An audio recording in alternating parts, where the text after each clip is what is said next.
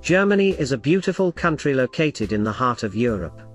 Known for its ancient charm, tranquility, and a long-standing culture worthy of admiration. This nation is also among the leading countries with a highly developed economy in the world. Surely, many of us are familiar with the superior quality of German products and the talent of its people. Naturally, one might assume that Germans are generous consumers. However, they are actually famous for their astonishing frugality. Did you know that? This is also the topic we will be discussing today. A small exhibition has recently opened at the German Historical Museum in Berlin, focusing on the nation's passion for saving money. Titled Saving, the History of a German Virtue. This exhibit showcases various objects, paintings, posters, and documents that explain the historical roots of Germany's wise and prudent financial attitude. Spanning from the end of the Enlightenment era to the Eurozone crisis, it's easy to recognize that Germans tend to save. But this habit didn't come about by accident. Many studies indicate that, for over 200 years, banks and government media have continuously emphasized the importance of saving money for the future, laying the foundation for a deeply ingrained national mindset. The messaging ranges from positive to alarming, but the core idea remains the same: encouraging people to save for rainy days, to buy bonds during times of war, and to help rebuild the country after both world wars. This idea originates from the Enlightenment era in 18th century Europe. A responsible and ethical person should save money to take care of themselves and their family. Gradually, this philosophy was instilled into the national consciousness. Banks began visiting schools, teaching children the importance of saving from a young age. The state quickly got involved, helping the number of municipal savings banks boom by the early 19th century. The government soon realized that savings banks could serve multiple purposes: first, to help prevent poverty; second, to ensure social control; and finally, to meet post-Napoleonic credit demands. The first savings bank was opened in Hamburg at the end of the 18th century. Inspired by Enlightenment ideals of social progress, this bank was initially seen as a tool to improve the circumstances of the urban poor. By the mid-19th century, there were over 300 such banks operating across the German Federation, allowing Germans to save their hard-earned money in exchange for a small amount of interest. By saving even a small portion of their income, they could pay for their children's education and reduce financial burdens in old age or during illness. However, this motivation was soon replaced by an entirely different one. In the second half of the 19th century, saving money gradually became a national idea.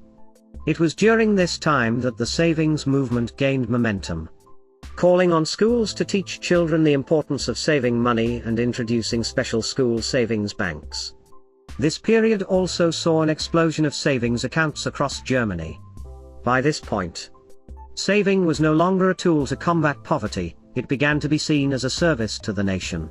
The concept of personal savings as a service to the country became even more evident during World War I, when large-scale propaganda encouraged Germans to invest their savings in war bonds.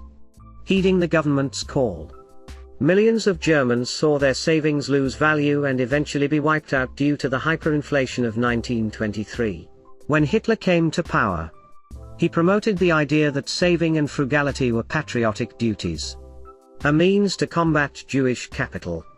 At that time, savers were seen as hardworking, moral, and on the right path, while those in the stock market, speculators, and gamblers were viewed negatively. Savings soared, and the funds were used to finance the war. After World War II, bank messaging began to change, reflecting the shifts in lifestyle. From the 1970s onward, advertisements no longer framed saving as a moral obligation but as a habit that allowed people to afford their dream purchases or vacations. By September 1944, Germans had saved 97 billion Reichsmarks, 68 billion more than at the start of World War II and 7 times the amount saved when Hitler took power. However, just like after World War I, these savings were almost entirely wiped out due to inflation, followed by currency reform and the introduction of the Deutsche Mark. And just like before, this bad outcome didn't stop Germans from saving again. On the contrary, in the 1950s and 60s, the nation's savings deposits actually increased tenfold. This demonstrates that for Germans, saving isn't just an economic strategy, it has become a habit. This remains true even today. Germans continue to save, and they continue to worry about whether their savings might be negatively affected by inflation, low interest rates, and the plans of central banks and European politicians. They still view the stock market with skepticism, and banks remain a trusted institution for them. This tradition has helped German citizens become some of the world's top savers.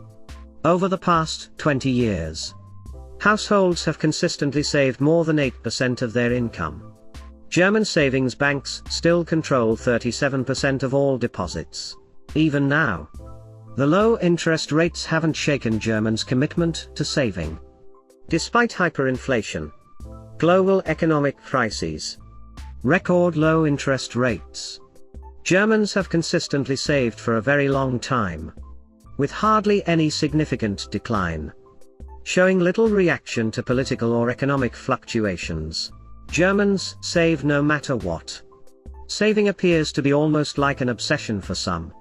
For many, having cash on hand is viewed as a goal to strive for at any cost. Germany's savings tradition extends beyond households and businesses, it's also reflected in public finances. This has influenced not only domestic policies but also many European policies. Following the European debt crisis, austerity measures were imposed on southern countries, especially Greece, emphasizing the need to cut spending and increase savings. It's no surprise that Germany was one of the leading supporters of these financial policies. For Germany, austerity is seen as the necessary solution for a country that had recklessly overspent beyond its means up until 2008. In fact, many Germans don't tend to buy homes, with the homeownership rate standing at around 43%. One of the lowest among developed countries and near the bottom in Europe. Only slightly higher than Switzerland. The real estate market in Germany has long been oriented towards rentals, largely due to economic circumstances and particularly significant events in the 20th century. One of the main reasons is the impact of war. When Germany surrendered unconditionally, in the mid-20th century, about 20% of the country's housing was destroyed. It's estimated that around 2.25 million housing units were completely wiped out, while another 2 million were heavily damaged. With the housing stock decimated, the German economy fell into crisis. Currency lost its value. National finances were nearly wiped out, and people were unable to rebuild their homes. The government became the only solution, providing housing for citizens through large-scale construction projects. Right after West Germany was established, the government introduced its first housing laws, setting standards for affordable and appropriately sized housing for the population. This led to a construction boom. But most of the new homes were built for rental purposes, as people had little desire or ability to buy homes due to the tough economic conditions. The real estate market remained weak, and very few people had the financial means to own property. Another reason many Germans choose to rent is due to favorable laws and regulations for renters. For instance, German law mandates that state governments cannot raise rents by more than 15% over a 3-year period, which helps protect tenants' rights. Additionally, the German government doesn't strongly encourage homeownership. As a result, renting has become a more attractive and stable option for many Germans, contributing to the country's long-standing preference for rental housing over homeownership. Germans work an average of 35 hours per week. take 24 days of vacation annually. And the German government has even considered banning work-related emails after 6 p.m. This European nation has a unique work culture. German workers enjoy strong labor protection and work fewer hours compared to most of their international counterparts. So how does a country with an average work week of 35 hours and 24 paid vacation days per year maintain such high productivity? Here's the answer. Work hours are for work only, in German business culture.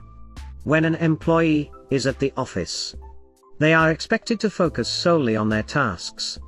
Browsing Facebook, chatting with colleagues, surfing the web, or pretending to work when the boss walks by are behaviors that are unacceptable to both co-workers and supervisors.